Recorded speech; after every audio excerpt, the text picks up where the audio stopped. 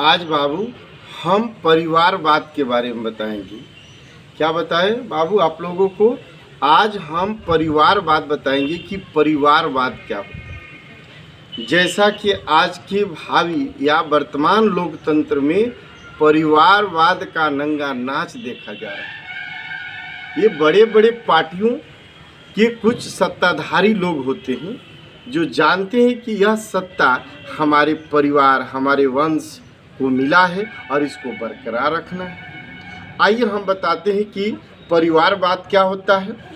परिवारवाद की परिभाषा बताई जाती है बाबू। परिवारवाद के बारे में बताई जाती है कि जब सत्ता का हस्तांतरण एक पीढ़ी से दूसरे पीढ़ी को सौंप दिया जाता है तो उसे हम परिवारवाद कहते हैं।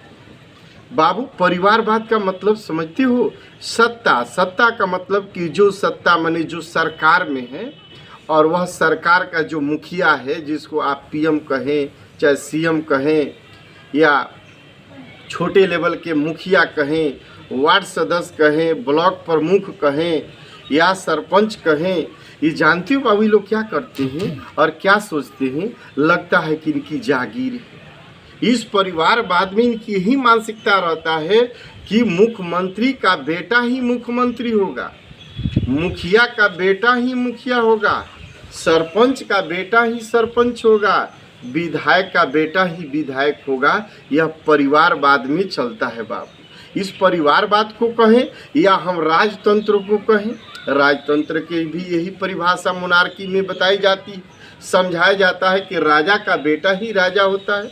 उसी तरह से बाबू परिवारवाद में यह देखा जाता है कि यह सत्ताधारी, वह विधायक हो, एमपी हो, एमएलए हो, एमएलसी हो, मुखिया हो, वार्ड सदस्य हो, ब्लॉक प्रमुख हो, उनकी एक सोच रहती है कि आने वाले फिर भविष्य में या आने वाले चुनाव में मेरा ही बेटा उत्तराधिकारी बने। इसी को बोलते हैं बाबू सत्ता का हस्तांतरण एक पीढ़ी से दूसरे पीढ़ी में उसको सौंप दिया जाता है, जिसको हम परिवारवाद कहते हैं।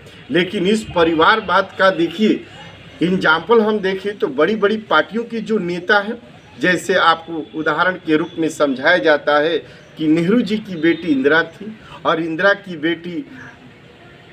जी के बेटे राजीव गांधी थे और राजीव गांधी के बेटे राहुल गांधी हैं। एक तरह से परिवार देखा जा रहा है कि उसका कांग्रेस का वर्चस्व उन्हीं के परिवार में। उसी तरह से बिहार और यूपी के भी राजनीति से आप देख सकते हैं कि कैसे परिवार के सारे सदस्य ही सब कुछ है और बाकी आम आवाम या उस पार्टी के जो भी और भी कार्यकर्ता है उनको कोई चांस ही नहीं दिया जाता है इस परिवारवाद में। यह परिवारवाद किसी लोकतंत्र के लिए सबसे बड़ा खतरा है और यहाँ परिभाषा बताई जाती है कि लोकतंत्र जनता के लिए शासन है, जनता सब कुछ होती है।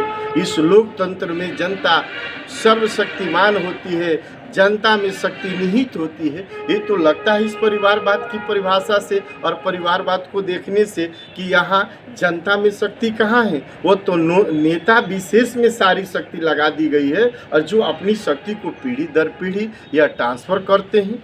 यह हमारी परिवारवाद है बाबू, जो किसी लोकतंत्र के लिए सबसे बड़ी खतरा है। इस लोकतंत्र में हर व्यक्ति को हमें मुखिया हो, सरपंच हो, वार्ड सदस्य हो, विधायक हो, एमपी हो, एमएलए हो, प्रधानमंत्री हो, मुख्यमंत्री, हर व्यक्ति को चांस देना चाहिए। सिर्फ अपने ही परिवार का महत्व नहीं देना चाहिए। अपना ही परिवार सब कुछ नहीं होता है। उस परिवार में जो कैडेट होते हैं, जो तन मन धन से समर्पित होकर अपने आप को समर्पित करके उस पार्टी को खड़ा करते, पार्टी के लिए लड़ते हैं, वैसे कर्मठ जुझारू व्यक्ति को भी चांस देना चाहिए। सिर्फ अपने ही परिवार के बारे में नहीं सोचना चाहिए। Thank you.